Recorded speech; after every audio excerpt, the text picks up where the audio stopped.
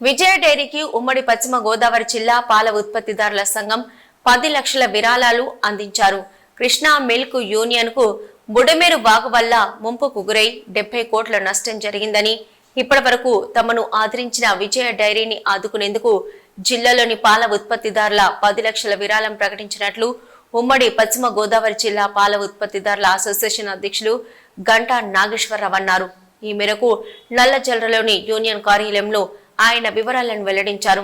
అనంతరం ఆయన మాట్లాడుతూ విజయ డైరీ ద్వారా రైతులకు ప్రతి 4 నెలలకు బోనస్ పంపిణీ, veterinary service insurance, semen service, Kalyanamasthu, Ksheerabandhu వంటి పథకాల ద్వారా ఆర్థిక సహాయం చేస్తుందని తెలిపారు. ప్రతి నెల జిల్లాలో 50,000 లీటర్ల పాలు సేకరిస్తుందని అన్నారు. ఈ కార్యక్రమంలో ముసిళ్లకుంట, పూలల్లపాడు, నల్లచల్ర పాల ఉత్పత్తిదారుల సంఘం అధ్యక్షులు నందమూరి రామకృష్ణ, అల్లూరి దుర్గారావు, యాలపటి ఆనంద్, మేనేజర్ మూర్తి పాల్గొన్నారు.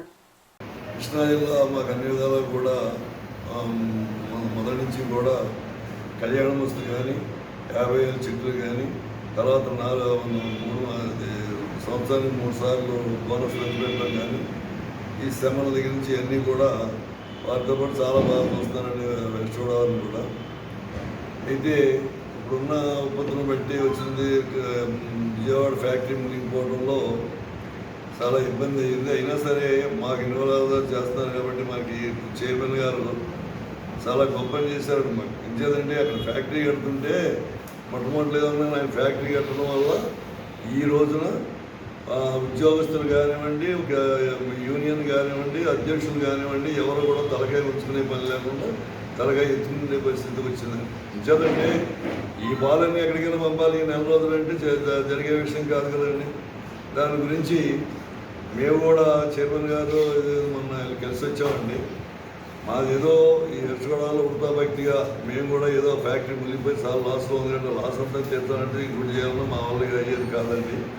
వృధా భక్తిగా మేము కూడా ఏదో 10 లక్షలు చేయాలి, పంపించాలని ఇష్టం మీద మేము ప్రెసిడెంట్లను కూడా అనుకోవడం జరిగిందండి.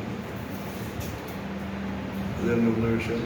మరి ఇంకా విషయం ఏంటంటే నిజంగా కూడా చెప్పాలంటే 1-2 సార్లు చెప్తానని కాదు, ఆయన మాకు అన్ని విధాలా ఒక రకంగా చేయడం కదండి. అన్ని విధాలు నన్ను ఎంచేదంటే మీకు చెప్పాను కదా, ఇప్పుడు ఉన్న ఇన్ని చేయడం కాకుండా ఈ ఫ్యాక్టరీ కట్టడం అనేది ఆయన చాలా గొప్ప పని చేసిన గొప్ప పని అదండి. ఈ కొత్త ఫ్యాక్టరీ కట్టడం అనేది వేరే వాళ్ళలో ఆయన ఆలోచించింది ఏంటంటే వెస్ట్ గోదావరి కింద కృష్ణాకి సెంటర్లో ఉండాలని కట్టారు. అసలు మొట్టమొదటి దానా ఫ్యాక్టరీ కింద శంకుస్థాపన చేశారండి. కానీ మళ్ళీ ఏ మార్చుకుని బట్టి ఇది ఒకటి మంచి పని చేయడం వల్ల ఇవాళ యూనియన్ బతికిందండి, ఉద్యోగస్తులు బతికారు, పాల ఉత్పత్తులు బతికారు.